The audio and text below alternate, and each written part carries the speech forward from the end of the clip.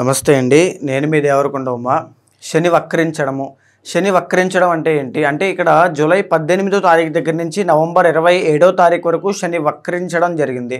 మీనరాశిలో సంచారం చేసేటువంటి శనైశ్వరుడు వక్రించడం మూలాన భిన్నమైనటువంటి ఫలితాలు ఇస్తారు. అసలు వక్రించడం అంటే ఏంటి? వక్రించడం అంటే రివర్స్ మోషన్లో వెళ్ళడము అనేటువంటి అర్థంగా చాలామంది చెబుతూ ఉంటారు. కానీ నిజానికి సౌర కుటుంబంలో కానీ ఖగోళంలో కానీ ఏ గ్రహము రివర్స్ మోషన్లో వెళ్ళడం అనేటువంటిది మనం ఎప్పుడూ గమనించము. మరి దాని అర్థం ఏంటంటే ఒక భ్రాంతి మాత్రమే. అంటే ఎప్పుడైతే గ్రహాలు తమ తమ యొక్క కక్షల్లో ప్రయాణం చేస్తూ ఉంటాయో ముందు గ్రహము వెనకాల గ్రహము ఉండేటువంటి వాటి యొక్క గమనంలో మార్పుల వలన ఒక్కొక్క గ్రహము స్లో అయినట్టుగా మనకు అనిపిస్తూ ఉంటుంది. అలాంటప్పుడే అవి ఇచ్చేటువంటి ఫలితాల్లో భిన్నమైన మార్పులు వస్తాయి. వాటిని వక్రించడము అని మనం అంటూ ఉంటాం. సో శని మార్చి 30వ తారీఖున కుంభరాశి నుంచి మీనరాశిలోకి ఎంటర్ అవ్వడం జరిగింది. దీని మూలంగా మకర రాశి వాళ్ళకి ఏలినాటి శని పోవడం, మేషరాశి వాళ్ళకి మార్చి 30తో ఏలినాటి శని ప్రారంభం కావడం, తర్వాత ఈ యొక్క మీనరాశి వాళ్ళకి జన్మశని నడుస్తూ ఉండడం, కుంభరాశి వాళ్ళకి లాస్ట్ ఫేజ్ ఆఫ్ ఏలినాటి శని నడుస్తూ ఉండడం అనేటువంటి చూస్తూ ఉన్నాము. వీళ్ళే కాకుండా శని యొక్క దోషంతో బాధపడేటువంటి వాళ్ళు మిథున రాశి వాళ్ళకి కంటక శని ప్రారంభమైంది, సింహరాశి వాళ్ళకి అష్టమ శని ప్రారంభమైంది, ధనస్సు రాశి వాళ్ళకి అర్ధాష్టమ శని ప్రారంభమైంది. ఇప్పుడు మరి వక్రించడము అంటే శని కుంభరాశిలో ఉన్నప్పుడు ఎలాంటి ఫలితాలు ఇస్తారో అలాంటి ఫలితాలు కూడా ఇచ్చే అవకాశాలు ఉంటాయి. సో ఇలాగా ఎంతకాలం వక్రించారు అంటే 4.5 మాసాలు, నవంబర్ 27వ తారీఖు వరకు ఇంచుమించుగా 140 రోజుల పాటు వక్రము. దీని మూలాన ప్రతి రాశి మీద భిన్నమైనటువంటి మార్పులు కనబడుతూ ఉన్నాయి. శని ఉత్తరాభాద్ర పూర్వాభాద్ర నక్షత్ర రీత్యా వక్రించడం మూలన ఇక్కడ శనికి 3 ఆస్పెక్ట్స్ ఉంటాయండి, 3 దృష్టిలు ఉంటాయి. 3, 7, 10. 3వ స్థానము 3వ దృష్టి అనేటువంటిది వృషభ రాశి మీద పడుతోంది. 7వ స్థానము 7వ దృష్టి అనేటువంటిది కన్యా రాశి మీద పడుతోంది. దశమ దృష్టి అనేటువంటిది ధనస్సు రాశి మీద పడుతోంది. ఈ 3 దృష్టిల కారణంగా శని యొక్క ప్రభావం అనేటువంటిది భిన్నమైన మార్పులకి ప్రతి రాశి మీద భిన్నమైన ఫలితాలు కలిగే అవకాశాలు ఎక్కువగా కనబడుతున్నాయని చెప్పచ్చు. అయితే శని అనేటువంటి ఆయన ఎప్పుడూ కూడా నిబద్ధతకి, క్రమశిక్షణకి, బాధ్యతకి, కర్తవ్యానికి, డెడికేషన్, డిటర్మినేషన్, ఇన్స్పిరేషన్, యాస్పిరేషన్ ఇవన్నీ కూడా శని భగవానుడే ఇస్తారు. ఒకవేళ శని కనుక బాలేకపోతే దీనికి కంప్లీట్గా ఆపోజిట్గా బద్ధకము, సోమరితనము, తర్వాత నిర్లక్ష్యము ఇలాంటివన్నీ నెగిటివ్ ఎఫెక్ట్స్ అనేటువంటివి కూడా ఇచ్చే అవకాశాలు ఉంటాయి. సో ఇక్కడ జనరల్లీ శని అనేటువంటి ప్లానెట్ని మనం మందగమనుడు అంటామండి. అంటే స్లో మూవింగ్ ప్లానెట్. అంటే ఒక్కొక్క రాశి నుంచి ఇంకొక రాశికి వెళ్ళేటప్పటికి 2.5 years పడుతుంది. అలాంటి శని వక్రించినప్పుడు అంత మందగమనుడు. అది మూవింగ్లోనే కాదు ఫలితాలలో కూడా చాలా మందగమనుడు, చాలా స్లోగా ఉంటాయి ఫలితాలు. అలాంటిది వక్రించినప్పుడు చాలా ఫాస్ట్గా ఇమీడియట్ యాక్షన్స్ అనేటువంటివి మనం చూస్తూ ఉంటాం దీన్నే వక్రించినప్పుడు. సో ఇప్పుడు ఈ యొక్క శని వక్రించినప్పుడు శని ఇచ్చేటువంటి బాధ కానీ హాని కానీ అంత ఎక్కువగా ఉండదు, చాలా వరకు తగ్గిపోతుంది. ఇన్ఫ్యాక్ట్ చాలా రాశుల వాళ్ళకి శుభ ఫలితాలు కూడా కనబడతాయి అని చెప్పుకోవచ్చు. ఇక్కడ ఏ రాశుల వాళ్ళకి ఎలాంటి శుభ ఫలితాలు లేదా ఎలాంటి ఫలితాలు ఉన్నాయి అనేటువంటిది మనం క్లారిటీగా డీప్గా ఒకసారి చూద్దాం. సో మిథున రాశి వాళ్ళకి శని వక్రిస్తే కనుక ఎలాంటి ఫలితాలు ఉంటాయో మనం చూస్తే కనుక అండి, మిథున రాశి వాళ్ళకి 10th హౌస్లో శని వక్రిస్తూ ఉన్నారు. అంటే జనరల్లీ మార్చి 30వ తారీఖు దగ్గర నుంచి మిథున రాశి వాళ్ళకి కంటక శని స్టార్ట్ అయింది. కంటక శని అంటే ఏంటి? 10వ స్థానంలో శని ఎంటర్ అవ్వడం. దీని మూలాన ఏం జరుగుతాయంటే వృత్తి వ్యాపారాల్లో స్తంభన, అంటే పనులు ముందుకు వెళ్ళకపోవడం, జాబ్లో ప్రమోషన్ రాకపోవడం, జీతం సరిగ్గా రాకపోవడం, వ్యాపారంలో గ్రోత్ లేకపోవడం, లాభాలు లేకపోవడం, స్టాక్స్లో నష్టాలు రావడం, ఇలాంటివి భయము ఇలాంటివి కలుగుతూ ఉంటాయి. దీంతో పాటుగా ట్రాన్స్ఫర్లు అండి.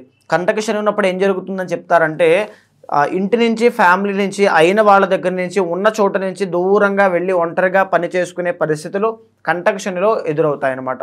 సో అలాంటి పరిస్థితుల్లో ఇప్పటి వరకు మీరు ఉన్నారు మార్చి 30వ తారీఖు దగ్గర నుంచి. ఇది 2.5 years పీరియడ్ ఆఫ్ టైం అండి. దీంట్లో మొన్న జరిగినటువంటి జూలై 18వ తారీఖు దగ్గర నుంచి నవంబర్ 27వ తారీఖు వరకు కూడా శని వక్రించారు. అంటే 9th హౌస్లో కుంభరాశిలో శని ఎలా ఉంటే ఎలాంటి ఫలితాలు ఇస్తారో అలాంటి ఫలితాలు ఇవ్వబోతున్నారని చెప్పచ్చు. దీని మూలాన ఏం జరుగుతుంది? 100% మీ యొక్క లైఫ్లో మంచి గ్రోత్ అనేటువంటి చూడడము, అంటే ప్రమోషన్ చూడడము, జీతం బాగా పెరగడము, స్టాక్స్లో లాభాలు చూడడము, ట్రాన్స్ఫర్లన్నీ కూడా క్యాన్సిల్ అయ్యి మళ్ళీ మీరు ఏదైతే కోరుకుంటున్నారో అక్కడే ఉండడము, ఇలాంటి శుభ ఫలితాలన్నీ కూడా కనబడే అవకాశాలు ఎక్కువగా ఉంటాయి. దీంతో పాటు మిథున రాశి వాళ్ళకి ఇప్పటి వరకు పడేటువంటి బాధ ఏంటి అంటే హెల్త్ ఇష్యూస్, గురుబలం లేకపోవడం. అయినప్పటికీ కూడా ఈ శని అనేటువంటి ఆయన ఉద్యోగ ప్రాప్తిని, ఆరోగ్య సమస్యలు తొలగించడాన్ని వీటిని ఇస్తారు. అయితే కొన్ని జాగ్రత్తలు మీరు ఖచ్చితంగా తీసుకోవాలి. ఫస్ట్ ఆఫ్ ఆల్ ఈ శనికి 3 దృష్టులు ఉంటాయని మనం చెప్పుకున్నామండి. మొదటి 3వ దృష్టి అనేటువంటిది వృషభ రాశి అయినటువంటి 12వ స్థానం మీద పడడం మూలాన ఎలాంటి ఎఫెక్ట్స్ ఉంటాయి? దీర్ఘకాలిక ఆరోగ్య సమస్యలతో బాధపడే వాళ్ళు చాలా కేర్ఫుల్గా ఉండాలి. ఎస్పెషల్లీ విదేశాల్లో ఉంటున్న వాళ్ళు 12th హౌస్ అంటే out of state, out of country ఇలాంటివి వస్తాయి. సో విదేశాల్లో ఉంటున్న వాళ్ళైతే చాలా కేర్ఫుల్గా ఉండాలి. ఎందుకంటే డబ్బులు బాగా ఖర్చు అవ్వడం ఇలాంటివి కనబడతాయి.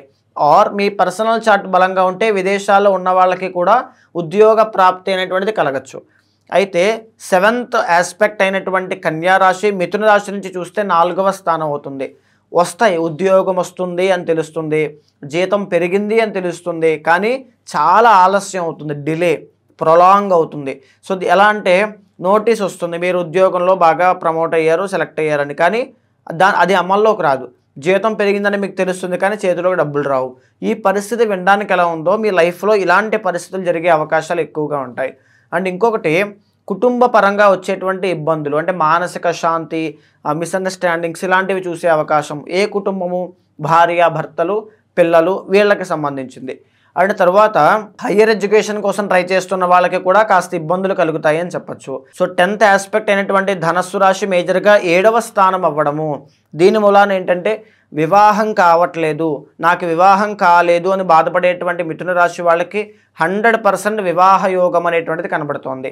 దీని మూలాన పెళ్లి చేసుకోవడం, ఈ యొక్క సెటిల్మెంట్ అనేటువంటి లైఫ్లో కలగడం ఈ 4 monthsలోనే జరిగే అవకాశాలు కూడా ఎక్కువ ఉంటాయి.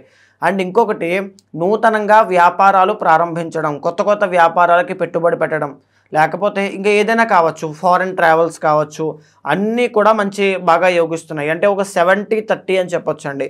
కొన్ని ఆస్పెక్ట్స్ అనేటువంటివి ఇక్కడ అంత అనుకూలించట్లేదు కాబట్టి. అయితే మీ పర్సనల్ చార్ట్లో శని ఎప్పుడూ కూడా మంచి నిబద్ధతనిస్తారు, క్రమశిక్షణనిస్తారు.